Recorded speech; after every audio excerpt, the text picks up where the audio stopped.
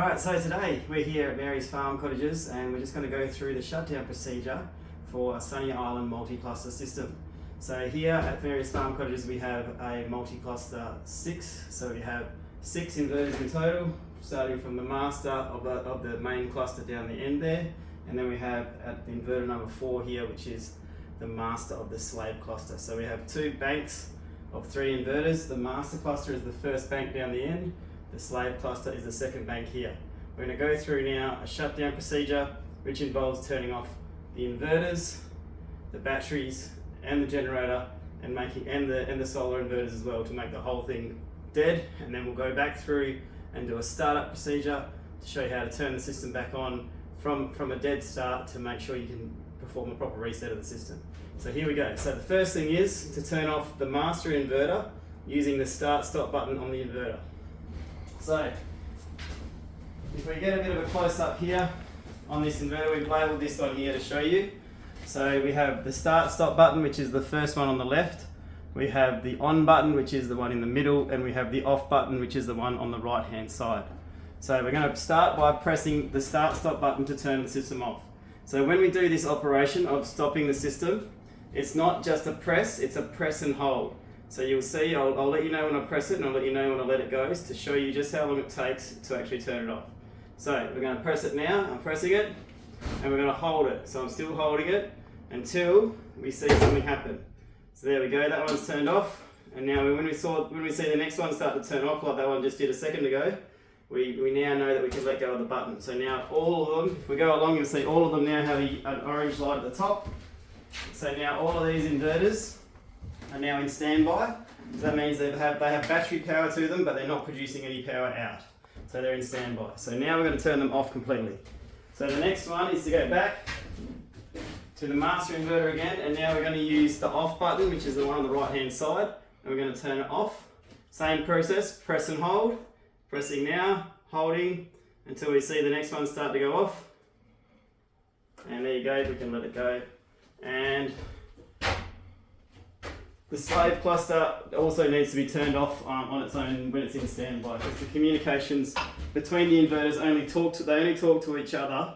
The whole cluster only talks to each other once they're in actual full operation. They don't talk to each other when they're in standby mode. So you have to turn off the slave cluster by pressing and holding the off button on the slave master and holding it that once again until you see the other one start to turn off. And there we go. We now have all of the inverters are now off, and now we need to turn off the batteries. So there's still power to these inverters. These batteries are still on. So if the batteries are still on, there's still power there, and we need to do a full shutdown at times to make sure they reset properly. So what we're going to do now is we're going to shut down the batteries. So on the batteries, you have very similar to what you had with the battery inverters. You have a master cluster of batteries and a slave cluster of batteries. So we start by turning off the master cluster. So if you get down here close up, you'll see there's the run lights and the state of charge lights here. So this is the state of charge. So 4 lights means the battery's at 100%. We have an error light, we have an alarm light, and we have a run light. So that's your lights here. And then next to the run light is the on-off button, which is very hard to see, but it's a very little button. So I'm going to use this key here to press it. You press and hold for about 1 to 3 seconds and you'll see the lights go off. Unfortunately with the BYD batteries you do have to turn each one off individually and turn them on individually. When you turn them on though, they do turn on together. But just turning them off, you have to do it individually. So we'll go over to the next one.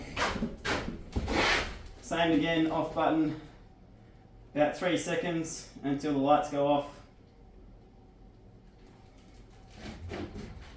And the last one, press the button, 1, 2, 3, and 4, about 4 seconds, the light off. And then we'll go to the slave cluster, do the same thing, turn it all off to make sure that we're going to get a full power down of the system. If you ever have any faults and things like this, we need to make sure we do a full power down to make sure we reset the system properly, because the DC bus inside the inverter can stay active for a very long time.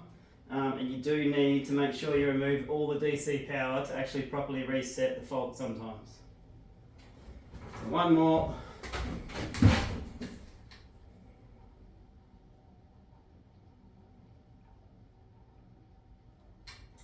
So that's basically a full shutdown of the inverter side of the system. We can, as added protection, you can also turn off the solar inverters. You don't have to for a normal restart.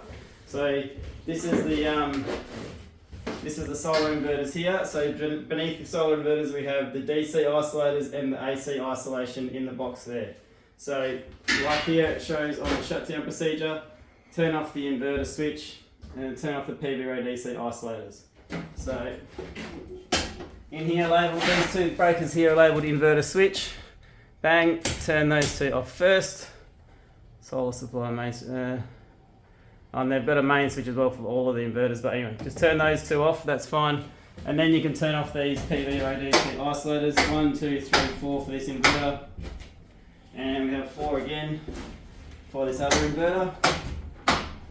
And now you'll see the lights are flashing, and they'll take a little while to fully turn off, but in about 30 seconds or so that the lights will completely go off those inverters and they'll be off as well. Now the next part of it, before we start up, we want to make sure that we're not starting the system up under load. So if we do have some sort of fault out there in the field, we want to find out now when we start up, is the fault in here? Is it something to do with the batteries, the inverters, the generator?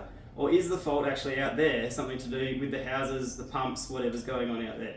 So the only way to do that is to start the system up with everything off, which is why we're going to turn off. The next part of the shutdown is turning off the normal supply main switch. So that's the main switch for the houses and all of your loads, your pumps and things like that. So we'll turn that off, and now we know that there's no power that's going to be drawn on the system when we start it up. So that's pretty much a full shutdown. The only other part of the shutdown is your generator.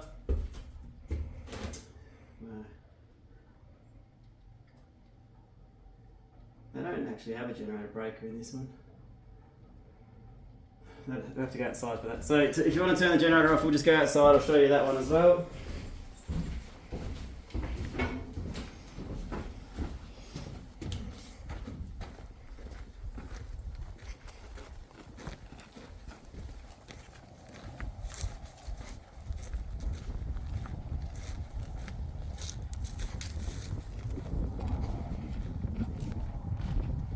So over at the generator here, we just need to open the door. There's a latch here on the door, you can just open it up.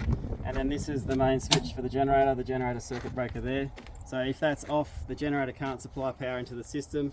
Now we have a complete isolation of the entire system. Now when we, so we'll stop there, that's it. You've now fully isolated your system. Now once you've done that, I like to say if you do have a fault on your system, leave it off for 5 minutes from this point. So go and have a look at your time now. What's the time now? 2:05. So 2:05.